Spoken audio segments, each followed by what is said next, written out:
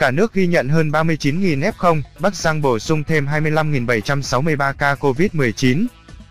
Ngày 8 tháng 4, Bộ Y tế cho biết cả nước ghi nhận 39.334 ca COVID-19. Với 27.889 F0 cộng đồng, số mắc mới tại Hà Nội tiếp tục giảm sâu, với 2.897 F0 trong ngày.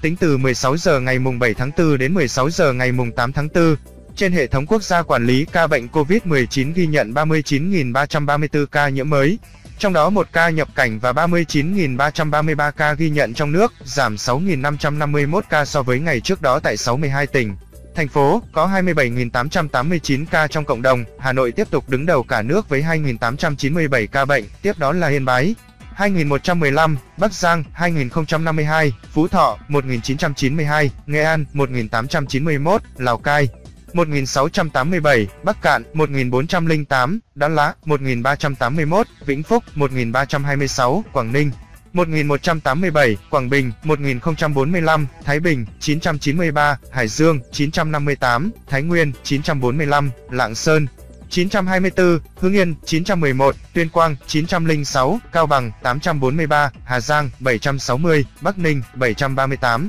Vĩnh Long 660, Sơn La 637, Hòa Bình 565, Bình Định 563, Lai Châu 543, Bến Tre 533, Hà Nam 498, Nam Định 496, Quảng Trị 494, Hà Tĩnh 490, Tây Ninh 482, Ninh Bình 470, Gia Lai 467, Đà Nẵng 453, Thành phố Hồ Chí Minh 443, Quảng Ngãi 436, Cà Mau 432, Điện Biên 427, Bình Phước 392, Bà Rịa, Vũng Tàu 326, Bình Dương 302, Thừa Thiên Huế 252, Quảng Nam 249, Đắk Nông 243, Phú Yên 227, Thanh Hóa 189, Hải Phòng 177, Khánh Hòa 135, Kiên Giang 128, Trà Vinh 112, Bình Thuận 105, An Giang 100, Long An 97, Bạc Liêu 86, Kon Tum 37, Sóc Trăng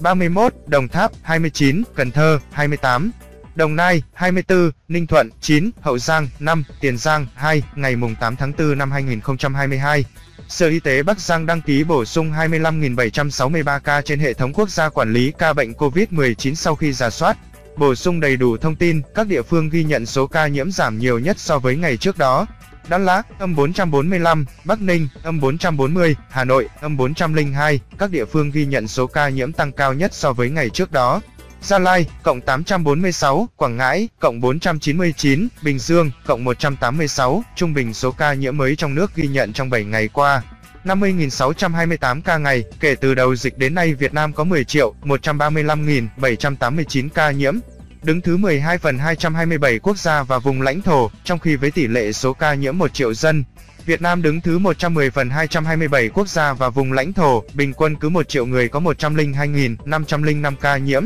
Trong đợt dịch thứ 4, từ ngày 27 tháng 4 năm 2021 đến nay, số ca nhiễm ghi nhận trong nước là 10.128.047 ca, trong đó có 8.452.858 bệnh nhân đã được công bố khỏi bệnh. Các địa phương ghi nhận số nhiễm tích lũy cao trong đợt dịch này: Hà Nội 1.517.879, Thành phố Hồ Chí Minh 600.480, Nghệ An 411.990, Bình Dương 380.892, Bắc Giang 371.042. Về tình hình điều trị, trong ngày có 60.609 bệnh nhân được công bố khỏi bệnh, nâng tổng số ca được điều trị khỏi lên 8.455.675 ca. Số bệnh nhân đang thở oxy là 1.797 ca, trong đó, thở oxy qua mặt nạ 1.305 ca, thở oxy dòng cao HFNC 225 ca, thở máy không xâm lấn 59 ca, thở máy xâm lấn 206 ca, ECMO 2 ca. Về số bệnh nhân tử vong, từ 17 giờ 30 phút ngày 7 tháng 4 đến 17 giờ 30 phút ngày